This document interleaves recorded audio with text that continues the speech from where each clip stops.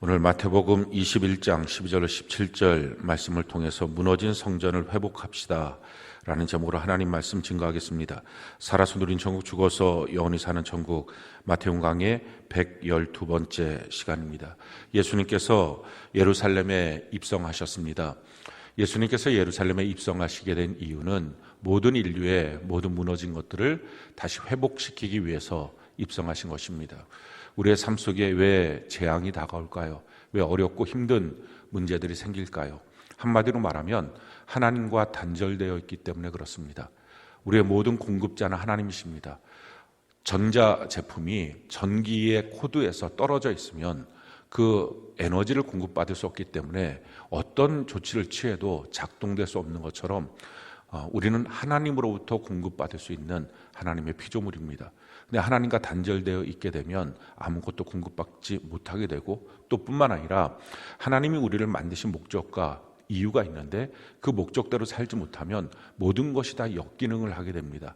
그것이 결국 우리의 인생을 다 망가뜨리고 그것이 우리의 삶 속에 재앙이 되고 고통이 되고 저주와 가난과 질병의 일들이 되는 것입니다. 성경이 우리에게 이와 같이 말씀합니다. 예레미야 2장 13절 19절 같이 한번 한 목소리 읽어볼까요? 시작. 내 백성이 두 가지 악을 행하였나니 곧 그들이 생수의 근원되는 나를 버린 것과 스스로 웅덩이를 판 것인데 그것은 그 물을 가두지 못할 터진 웅덩이들이니라. 내 악이 너를 징계하겠고 내 반역이 너를 책망할 것이라. 그런즉 내 하나님 여호와를 버림과 내 속에 나를 경외함이 없는 것이 악이요 고통인 줄 알라. 주 만군의 여호와의 말씀이니라. 백성이 두 가지 죄악을 범했다 하는 것입니다. 한 가지는 하나님을 버린 것, 또 하나는 하나님 외에 자기 스스로 무엇인가 살 방도를 만든 것. 이 두 가지가 다 죄악이다. 이 죄가 자기의 악이고 자기의 고통이고 결국 이것이 자기의 삶 속에 수많은 문제를 일으키고 있다라는 것입니다. 이 모든 것을 한마디로 말하면 역기능입니다. 하나님 우리를 만드시고 하나님으로부터 공급받아서 하나님의 뜻을 따라 살아갈 수 있도록 하신 것, 이것이 우리를 창조하신 이유와 목적인데 거기서부터 벗어나서 자기 마음대로 살고 자기가 원하는 무엇인가를 하고 이렇게 역기능을 하니까 결국은 기계를 어거지로 돌리니까 다 망가지는 것처럼 그렇게 망가진 인생이 됩니다.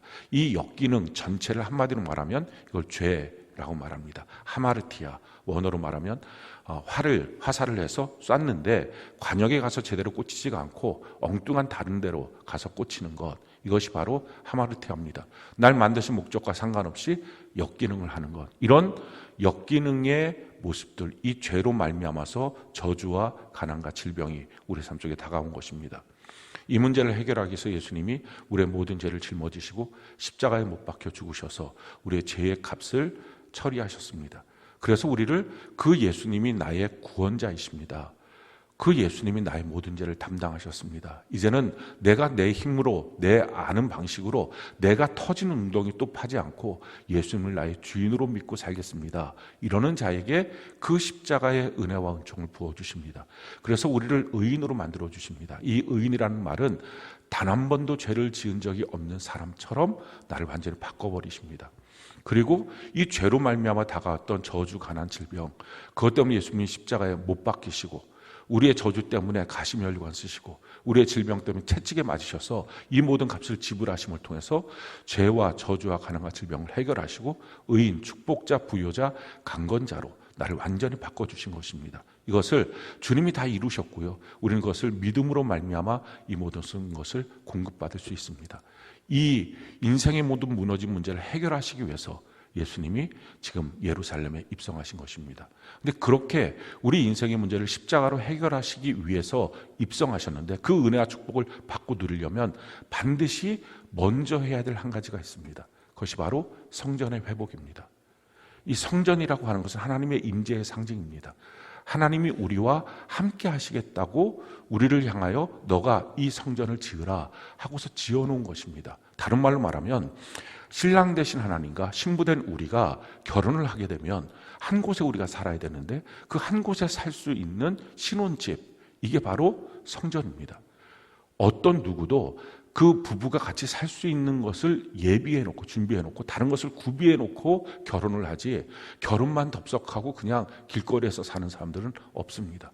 동일하게 하나님이 우리와 함께 하시고 하나님의 은혜와 복을 받을 수 있는 그 공간, 그 상징적인 공간이 성전인데, 성전이 다 무너진 채로 십자가 달려 죽으시고 그 은혜와 복을 우리가 받을 수가 없는 것입니다. 그래서 먼저 예수님이 예루살렘에 입성하시자마자 먼저 무너진 성전을 회복하시는 것, 깨끗하게 하시는 것, 이것이 오늘 주님이 하셨던 예루살렘에서의 첫 번째 사역입니다. 그래서 이 무너진 성전을 회복하는 것, 깨끗하게 하는 것을 통해서 우리 안에 주시는 하나님의 교훈을 받고 오늘 우리가 새롭게 되는 은혜가 있기를 바랍니다. 예수님 당시의 그 성전의 모습은 지성소가 있고 그리고 성소가 있습니다. 그리고 이스라엘의 뜰이라고 이름이 붙어있는 이스라엘 남자들이 기도하는 곳이 있습니다. 그리고 여인들의 뜰이라고 하는 이스라엘 여자들이 기도하는 곳이 있습니다. 그리고 이방인의 뜰, 이렇게 되어 있습니다. 이건 이방인들이 누구나 와서 기도할 수 있습니다. 이 이방인의 뜰이 바로 만민이 기도하는 집이다라고 하는 상징적 장소입니다.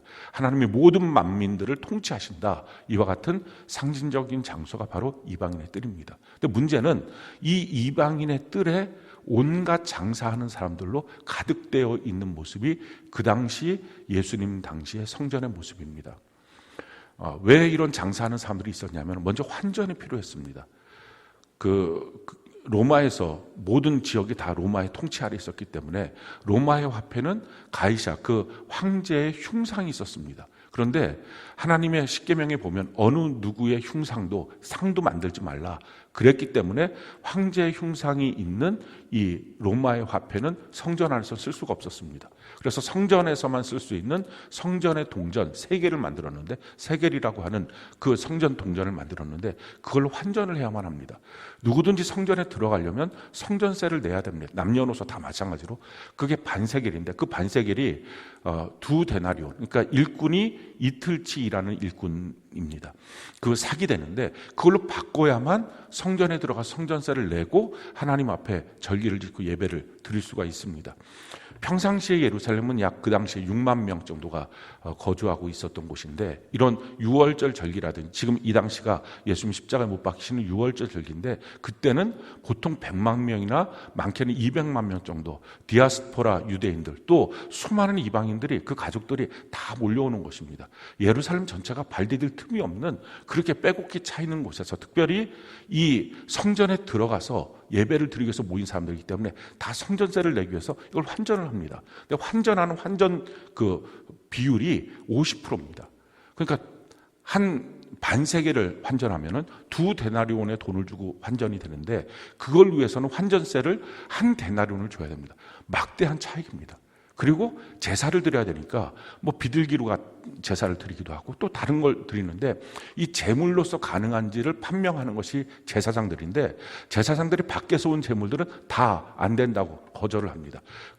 지금 성전 그 이방인의 뜰에서 판매하는 그 양이나 소나 이런 것들만 된다고 합니다. 근데 이 양 가격이 밖에서 있는 양 가격과 그 성전 이방인의 뜰에서 있는 장사들이 팔고 있는 양 가격은 16배가 차이가 납니다. 대단한 차이죠. 거기다가 자판 하나 깔아놓고 있다는 것은 대단한 이문이 남는 일입니다. 그러니까 사내들인 공의에 대제사장과 제사장들, 또 이 장사하는 사람들이 다 결탁이 되어서 거기서 수많은 이득을 남기고 있는 이 장사하는 모습, 이게 바로 예수님 때에 예수님이 봤던 성전의 모습입니다.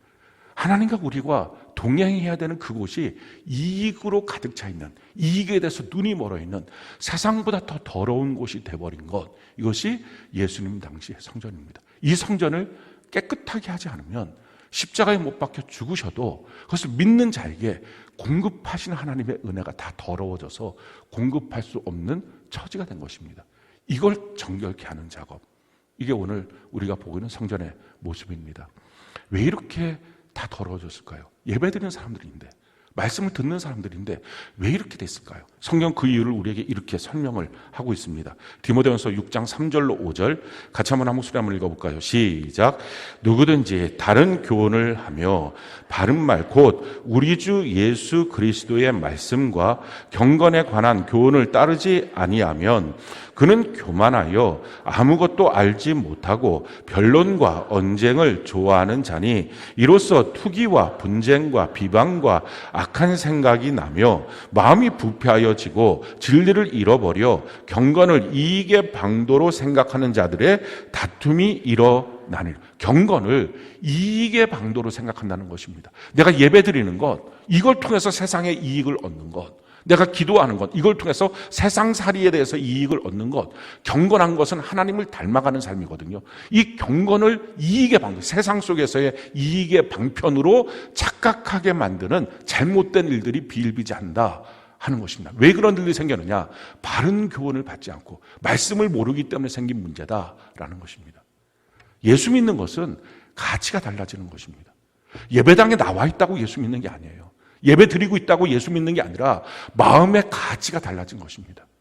세상 사람과 그래서 말이 안 통하는 이유는 가치가 다르기 때문에 그렇습니다. 세상 사람과 사귈 수가 없고 결혼이 안 되는 이유는 가치가 다르기 때문에 그렇습니다. 인생을 바라보는 가치가 다른 것입니다. 삶인지 성경인지 도대체 뭘 중요하게 여기는 사람인지 가치가 다릅니다. 사람들은 자기 삶에 주어진 조건들 앞에서 그걸 대응하고 그걸 반응하면서 끊임없이 그렇게 사는 걸 인생이라고 생각합니다. 그래서 계속 말합니다. 내 삶에 이런 문제가 생기니까, 이 일이 생기니까 어쩔 수 없잖아요. 내가 이렇게 하려고 그랬는데 또 이런 문제가 생기고 또 다른 사람이 나한테 이렇게 하니까 어쩔 수 없잖아요. 삶이 항상 우선순위입니다. 근데 예수 믿는 사람은 다릅니다. 성경의 가치를 둡니다. 내게 다가온 수많은 삶의 문제가 아니라 성경대로 사는 것인지, 하나님의 말씀의 뜻을 따라서 여기에 대한 하나님의 계획과 뜻이 뭔지 이걸 묻고 사는 것입니다. 이게 인생의 변명과 핑계가 없는 것입니다. 완전히 다릅니다. 내가 나를 쓰려고 하는 사람인지 하나님이 나를 쓰려고 하는 사람인지 이 가치가 다릅니다. 내가 나를 쓰려고 하는 사람은요, 자기의 꿈, 자기의 기대, 이걸 위해서 하나님을 이용합니다. 신앙생활 다 이익의 방편으로 쓰는 것입니다. 예배 왜 드려요? 복 받으려고. 그래서 세상살이 잘하려고. 자, 이런 사람의 관점에서는 우리가 지난주에 다루었던 나귀 새끼의 이 모습, 33살의 청년이 아직도 여물지 않은 허리가 약한 이 나귀 새끼를 타겠다라고 할 때 말도 안 돼요. 이런 얘기 할 것입니다. 그러다 허리 망가지면 평생 망가뜨리잖아요. 근데 하나님이 쓰셔야 되지, 그게 가치 있는 거지. 이렇게 믿고 사는 사람에게 있어서는 설사 그런 일도 없겠지만 허리가 망가져서 평생 누워 있어도 뭐가 가치가 있는지가 다릅니다. 예를 들어서 허리가 멀쩡해요. 그래갖고 예수님 타겠다고 할 때 안 돼요. 허리도 망가지면 어떻게 해요? 그거 거절하고 그리고 평생을 펄펄펄 뛰어다니는 나귀 새끼, 그게 가치 있어 보입니까? 아니면 예수님 타셨어요. 그래서 그럴 일도 없겠지만 설사 그렇게 돼서 허리가 망가졌어요. 평생 누워있어요. 어느 게 가치 있어 보입니까? 평생 누워있는 그 나귀가 이런 말 할 것입니다. 나는 주님이 내 등에 타셨어. 그날 예수님의 그 만왕의 왕 대관식에 주님이 날 쓰셨어. 난 그걸로 충분해. 펄펄펄 뛰어다니는 나귀 새끼, 무슨 말하고 살겠어요? 난 건강해. 난 행복해. 어떤 것이 가치 있어 보입니까? 내가 나를 쓰는 인생, 하나님이 날 쓰는 인생. 예수 믿는 것은 이렇게 가치가 다른 거예요. 잘못된 가르침, 바른 가르침이 아닌 걸 따르다 보면 경건의 수많은 이유들이 다 이익의 방편밖에 안 됩니다. 근데 제대로 성경을 읽고 제대로 말씀 앞에 서면 주님을 닮아가는 삶의 모습, 목적과 인생의 가치가 달라집니다. 그게 예수 믿는 거예요. 그렇지 못하니까 예수님 당시의 성전이 다 장사치들로 더러워진 모습, 이 모습이 된 것입니다. 지금 그렇게 더럽혀진 그곳, 하나님과 우리가 함께 살아야 될, 근데 다 더러워진 그곳에 예수님이 지금 무엇을 하십니까? 오늘 12절 13절 같이 한번 한 목소리 한번 읽어볼까요? 시작. 예수께서 성전에 들어가사 성전 안에서 매매하는 모든 사람들을 내쫓으시며 돈 바꾸는 사람들의 상과 비둘기 파는 사람들의 의자를 둘러 엎으시고 그들에게 이르시되 기록된 바 내 집은 기도하는 집이라 일컬음을 받으리라 하였거늘 너희는 강도의 소굴을 만드는도다 하시느라. 예수님 들어가셔서 거기다 뒤집어 엎어버리십니다. 다 쫓아내십니다. 이게 지금 뭐 하는 거냐? 내 집은 만민이 기도하는 집이야. 그러면서 이렇게 말씀하죠. 근데 너희는 강도의 소굴로 만들었어. 이 강도의 소굴로 만들었다는 이 말은 예수님이 첫 번째 사용하신 게 아닙니다. 예레미야 선지자를 통해서 이미 말씀하신 내용입니다. 예레미야 선지자가 이렇게 말했어요. 예레미야 7장 8절로 11절 같이 한번 읽어볼까요? 시작. 보라, 너희가 무익한 거짓말을 의존하는도다. 너희가 도둑질하며 살인하며 간음하며 거짓 맹세하며 바알에게 분향하며 너희가 알지 못하는 다른 신들을 따르면서 내 이름으로 일컬음을 받는 이 집에 들어와서 내 앞에 서서 말하기를 우리가 구원을 얻었나이다 하느냐. 이는 이 모든 가증한 일을 행하려 함이로다. 내 이름으로 일컬음을 받는 이 집이 너희 눈에는 도둑의 소굴로 보이느냐. 보라, 나 곧 내가 그것을 보았노라. 여호와의 말씀이니라. 지금 뭐라고 말씀하십니까? 이 성전에 들어와서 온갖 죄악들을 다 짓고 나서 죄악을 회개하고 돌이키고 바꾸고 이제는 죄를 짓지 않고 죄를 이기면서 하나님의 백성으로 살아가기 위해서 성전을 나와야 되는데 그게 아니라 그냥 죄 짓는 삶을 무마하기 위해서 그걸 슬쩍 덮어놓기 위해서 그래도 난 교회 와서 예배 드리니까 나 천국 가는 거 아니에요? 나 구원받은 거 아니에요? 나 하나님 믿고 있다고요. 죄는 예수님의 십자가로 씻어질 거고 다 씻어졌고 상관없고 난 어차피 천국 가잖아요.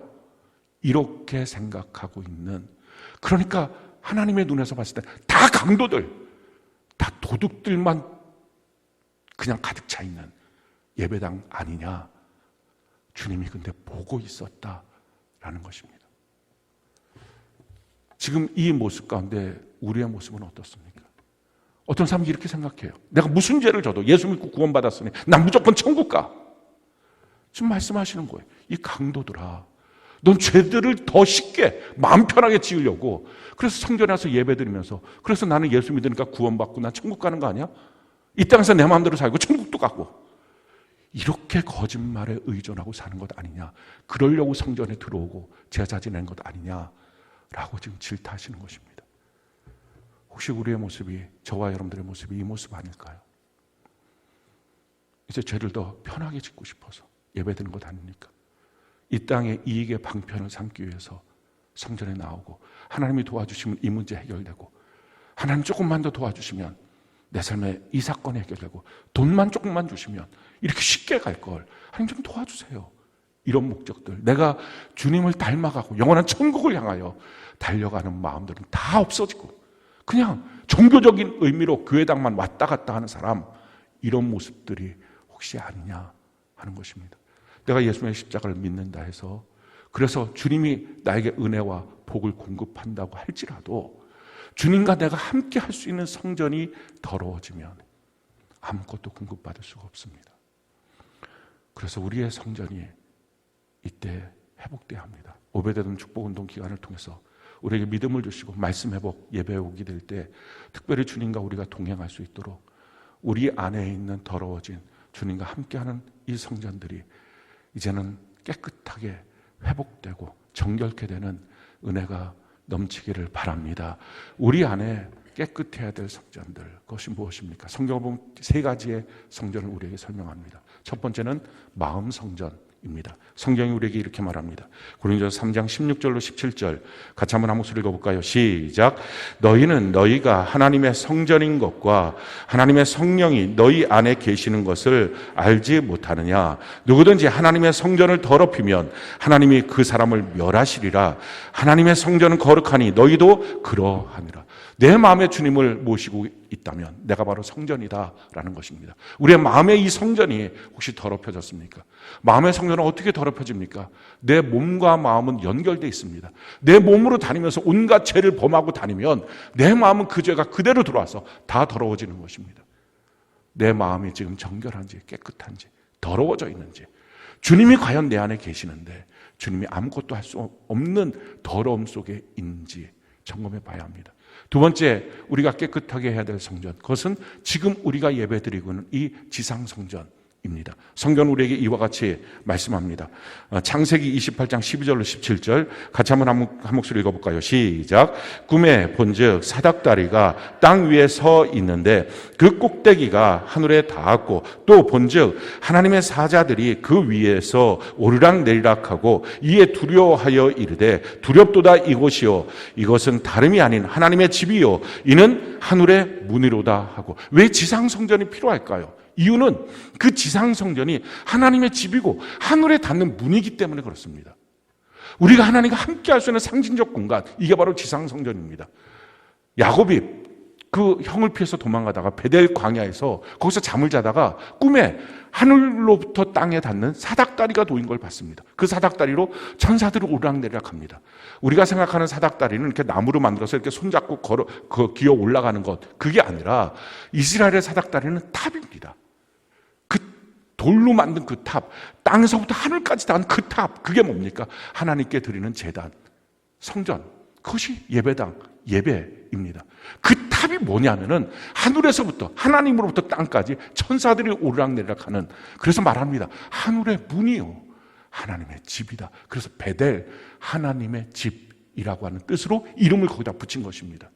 그래서 이 성전이라고 하는 것은 이런 특별한 영적 의미가 있습니다. 역대하 7장 16절 같이 한번 한 목소리 읽어볼까요? 시작. 이는 내가 이미 이 성전을 택하고 거룩하게 하여 내 이름을 여기에 영원히 있게 하였습니다. 내 눈과 내 마음이 항상 여기에 있느니라. 하나님의 눈과 하나님의 마음이 항상 있는 것, 천지 만물에 하나님의 임재하시지만 특별히 가장 충만하게 임재한 것, 그것이 특별히 구별시켜 놓은 성전이라고 하는 것입니다. 이 지상 성전이에요. 성전에서 하는 기도는 남다릅니다. 성전에서 하는 말씀의 은혜 나눔은 남다른 것입니다. 왜? 하나님의 눈과 하나님의 시선이 항상 있기 때문에 그렇습니다. 그래서 이곳에서 우리는 하나님의 복을 받습니다. 문제는 왜 예배를 드려도 은혜가 없고, 왜 하나님 앞에 기도를 해도 응답이 없고, 왜 복이 없을까? 왜 지상 성전이 더러워졌을까? 그것은 지상 성전의 청소를 안 해서가 아니라 각각 개인에게, 그 사람에게는 너무 깨끗한데 나에게는 왜 더러워져서 지상 성전의 역사가 내게는 일어나지 않을까? 성경 그 이유를 우리에게 이렇게 설명을 합니다. 학개서 1장 9절 같이 한번 한 목소리 읽어볼까요? 시작. 너희가 많은 것을 바랐으나 도리어 적었고 너희가 그것을 집으로 가져갔으나 내가 불어버렸느니라. 나 만군의 여호와가 말하노라. 이것이 무슨 까닭이냐? 내 집은 황폐하였으되 너희는 각각 자기의 집을 짓기 위하여 빨랐습니다. 너희 집에 먼저였기 때문에 라는 거예요. 지상성전의 핵심은 항상 하나님 먼저입니다. 예배 시간, 나 편한 시간이 아니라 하나님이 정해놓은 시간, 공간, 내 편한 공간이 아니라 하나님이 정해놓은 시간. 그냥 놀러가서 아무데나 예배, 그게 아니라 하나님이 나보고 예배드리라는 것, 하나님 중심으로 바뀌어지는 것입니다. 하나님 먼저로 바뀌어지는 것입니다. 시간도 물질도 하나님 먼저로 바뀌어지는 것입니다. 근데 그렇지 않고 너는 너 집에 빨랐어. 너는 너 마음이 먼저였어. 너는 너의 삶이 먼저였어. 그래서 지상성전이 더러워진 거야. 그래서 너에게는 하나님의 공급이 없었던 거야 라고 지금 말씀하시는 것입니다.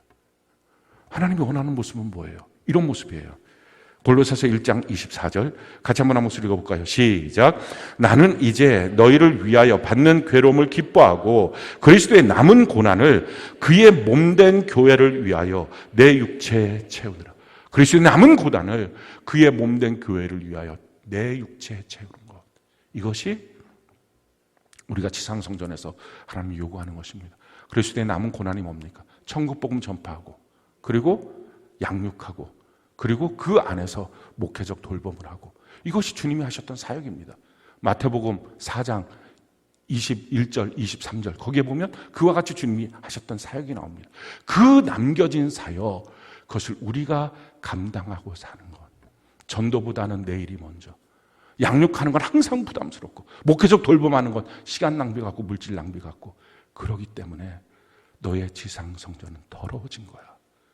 공급받지 못하고 있는 거야 라고 주님 말씀하십니다. 세 번째, 우리가 회복해야 될, 깨끗하게 해야 될 성전, 그것은 하늘의 성전입니다. 성경이 우리에게 이렇게 말씀합니다. 요한계시록 11장 19절 같이 한번 한 목소리 읽어볼까요? 시작. 이에 하늘에 있는 하나님의 성전이 열리니 성전 안에 하나님의 언약궤가 보이며 또 번개와 음성들과 우레와 지진과 큰 우박이 있다. 하늘에 있는 성전이 있습니다. 하늘에 있는 성전이 무너지고 나면 천국에 대한 소망이 없어집니다. 그럼 그리스도인으로서의 가치가 상실하고 맙니다. 어떻게 우리가 살아야 될까요? 성경은 이렇게 말해요. 히브리서 11장 13절 같이 한번 한 목소리 읽어볼까요? 시작. 그것을 멀리서 보고 환영하며 또 땅에서는 외국인과 나그네임을 증언하였어. 이 땅에 외국인처럼 나그네처럼 난 천국 갈 사람이야. 그렇게 사는 것입니다. 그런데 이 땅에 뿌리박고 사는 사람인 것처럼 이 땅을 위해서 살기 때문에 천국 성전이 무너진 것입니다. 사랑하는 성도 여러분, 지금 우리의 마음 성전, 지상 성전, 하늘 성전 정결합니까? 주님의 그 십자가의 은혜를 다 부어주시고 주님과 동거동락할 수 있습니까? 그렇지 않다면 오늘 이 예배 가운데 깨끗해져야 합니다. 어떻게 하면 깨끗해질까요? 지금 예수님께서 예루살렘 성전에서 그것을 정결케 하셨던 것처럼 동일하게 주님이 우리 가운데 하셔야만 합니다. 주님을 책망하시고 우리 안에 있는 온갖 더러운 것을 뒤집어 엎어버리시고 이 악한 것들을 내쫓아버리시고 주님 그 일을 하셔야 합니다. 오늘 그래서 우리가 이 예배 가운데 주님 앞에 기대하고 기도하는 것입니다. 주님, 내 안에 오셔서 나를 책망해 주세요. 사람의 책망 그거 잠깐입니다. 사람의 책망 그 눈만 피하면 다 됩니다. 주님이 나를, 성령님이 나를 책망하셔서 나의 온갖 더러운 것들이 다 드러나고, 그래서 주님이 하시는 말씀, 나는 너와 동거동락하기 원하는데 너가 더러워서 같이 있을 수가 없어. 그 음성에 들려서 우리가 이걸 다 뒤집어 엎어야 합니다. 이걸 회개라고 말합니다. 메타노이아, 나의 생각과 틀을 바꾸고 나의 인생의 길을 바꾸는 것, 오늘 그 일이 있어야 합니다. 그게 되면 우리의 눈이 열려요. 새로운 것들이 보입니다. 전에는 전혀 보이지 않았던 것들이 보입니다. 오늘 성경이 이렇게 말하죠. 14절부터 16절까지 같이 한번 한 목소리 한번 읽어볼까요? 시작. 맹인과 저는 자들이 성전에서 예수께 나아오매 고쳐주시니 대제사장들과 서기관들이 예수께서 하시는 이상한 일과 또 성전에서 소리질러 호산나 다윗의 자손이여 하는 어린 이들을 보고 노하여 예수께 말하되 그들이 하는 말을 듣느냐? 예수께서 이르시되 그렇다. 어린 아기와 젖먹이들의 입에서 나오는 찬미를 온전하게 하셨나이다 함을 너희가 읽어본 일이 없느냐 하시고, 원래 맹인과 저는 자들은 성전에 못 들어오게 했습니다. 어린아이들 성전에 못 들어오게 했습니다. 12살 이상만 들어옵니다. 근데 지금 예수님께서 성전을 정결케 하니까 그동안 못 봤던 사람들이 보입니다. 맹인, 저는 자들. 나는 저 사람들하고 싫어. 저 사람들 상관없어. 난 그들과 같이 있기가 싫어. 난 그들에게 양육하기가 싫고, 난 그들을 전도하기도 싫어. 난 그들을 섬기고 돌보는 것도 싫어. 이랬던 사람, 이렇게 완전히 성전이 더러워진 사람이 깨끗해지고 나니까 그들이 보이는 거예요. 그들의 아픔이 보이는 거예요. 그들의 상처가 보이는 거예요. 그들의 눈물이 보이는 거예요. 그래서 그들을 치유하고 회복하고 어린아이들의 찬송 소리가 들리기 시작하는 거예요. 관계 회복. 사랑하는 성도 여러분, 더러운 게 없어져야 주님의 시선으로 바뀌어서 관계가 회복됩니다. 그리고 기도가 회복되는 거예요. 만민이 기도하는 집이라고 하는 그 성전이 회복되는 거죠. 성경은 우리에게 이렇게 말합니다. 이사야 56장 7절 같이 한번 한 목소리 한번 읽어볼까요? 시작. 내가 곧 그들을 나의 성산으로 인도하여 기도하는 내 집에서 그들을 기쁘게 할 것이며 그들의 번제와 희생을 나의 제단에서 기꺼이 받게 되리니 이는 내 집은 만민이 기도하는 집이라 일컬음이 될 것이라. 만민이 기도하는 집. 기도가 무너진 사람들, 성전 기도가 다 무너진 사람들이 발에 힘을 얻어서 기도하러 나오기 시작합니다. 마음에 힘이 있어서 하나님께 기도하기 시작합니다. 평생 가도 신앙생활에도 기도를 못했던 사람, 왜 기도를 못합니까? 실력이 없어서 모자라서가 아니라 더러워서 못한 것입니다. 성전이 더러워져서. 근데 그들이 정결케 되니까 하나님께 나와서 기도하기 시작합니다. 왜 말씀이 안 들릴까요? 왜 말씀 시간에 딴 생각이 날까요? 왜 말씀이 기억에 남지 않을까요? 이유는 더러워서 그런 것입니다. 근데 그 더러움이 깨끗해지니까 원래 성전의 기능이 회복됩니다. 그래서 말씀이 들리고요.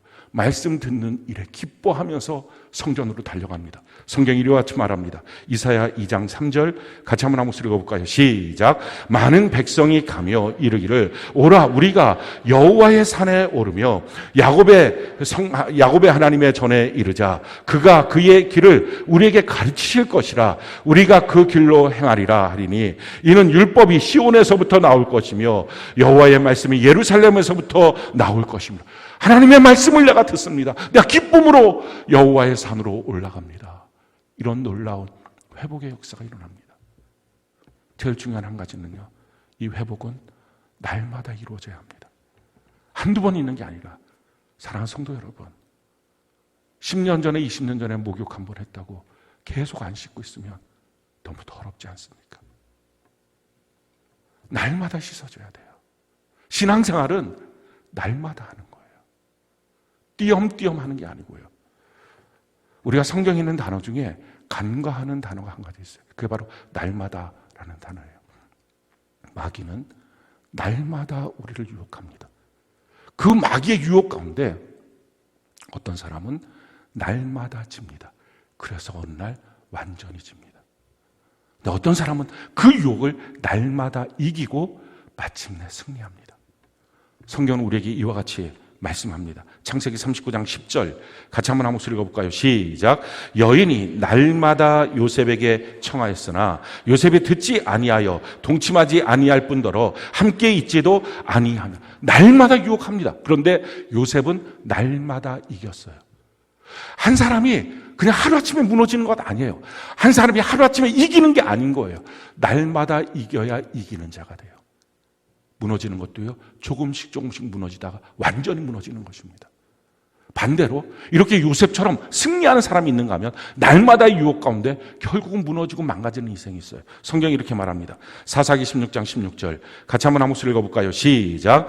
날마다 그 말로 그를 재촉하여 조름해 삼손의 마음이 번뇌하여 죽을 지경이 되었더라. 날마다 들어오는 유혹 가운데 아주 죽을 지경, 신앙이 다 산산조각 나고 말았다라는 것입니다. 성경이 우리에게 이렇게 말합니다. 베드로서 2장 8절 같이 한번 목소리 읽어볼까요? 시작. 이는 이 의인이 그들 중에 거하여 날마다 저 불법한 행실을 보고 들음으로 그 의로운 심령이 상합니다. 날마다 보고 듣는 것, 세상의 죄악, 세상의 온갖 더러운 것들을 보고 들음으로 날마다 그 마음이 무너져서 결국은 완전히 세상 사람 됩니다.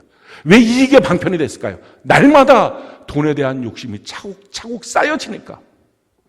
반대로 그 수많은 도전들 가운데 날마다 나를 도와주시는 주님을 바라보면 그는 이길 수 있어요. 우리 주님도요, 날마다 나를 도와주신다고요. 세상의 마귀가 날마다 우리에게 도전하는 것처럼 우리 주님은 더 많이 날마다 우리를 붙들고 계세요. 성경이 우리에게 이렇게 말합니다. 시편 68편 19절 같이 한번 목소리 읽어볼까요? 시작. 날마다 우리 짐을 지시는 주 곧 우리의 구원이신 하나님을 찬송할지로다. 날마다 내 짐을 져주시는 주. 그래서 우리는 어떻게 해야 돼요? 신앙생활 날마다 하는 거예요. 어떤 사람들은 일기, 큐티 날마다 하는 게 힘들어요.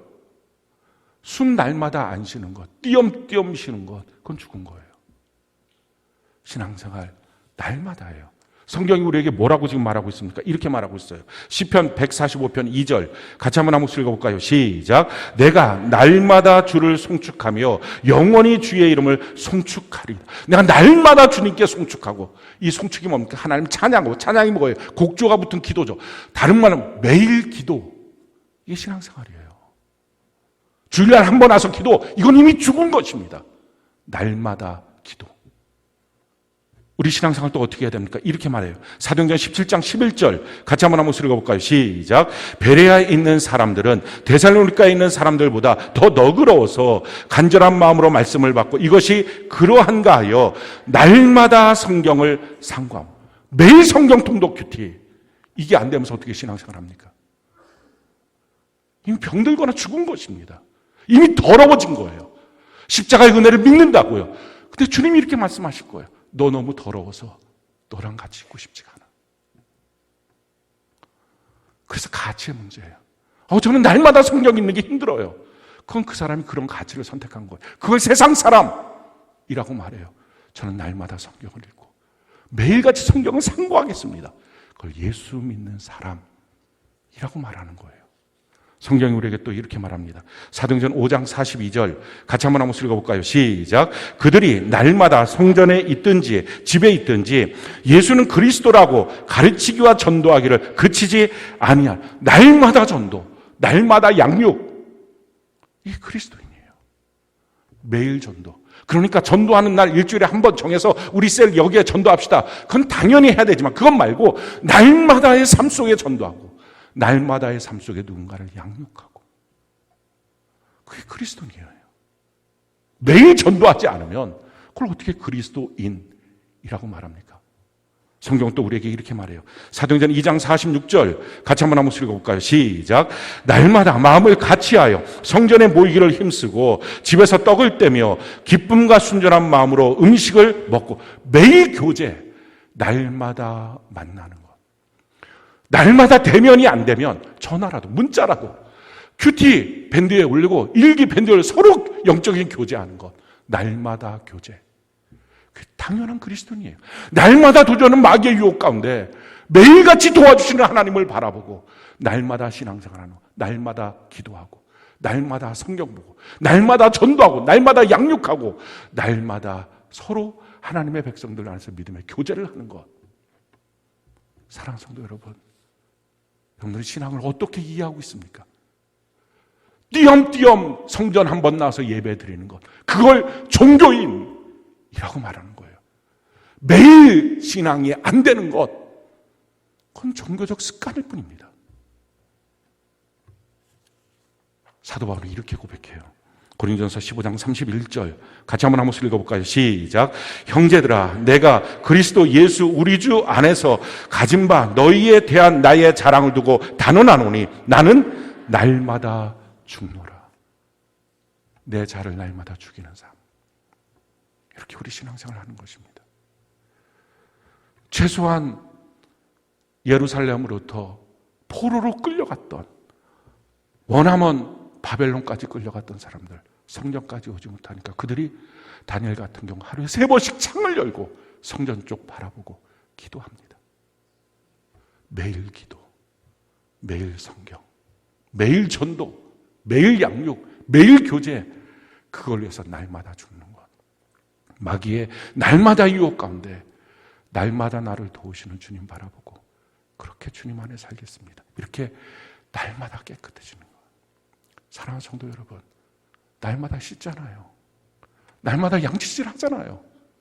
여러분들의 영혼은 어떻습니까? 여러분들의 마음 성전은 어떻습니까? 지상 성전, 하늘 성전은 어떻습니까? 더러워지면 쓸 수 없어요. 마음속에 이렇게 믿음이 있다고요. 더러우면 주님이 이렇게 말씀하실 거예요. 난 너랑 같이 있을 수가 없어.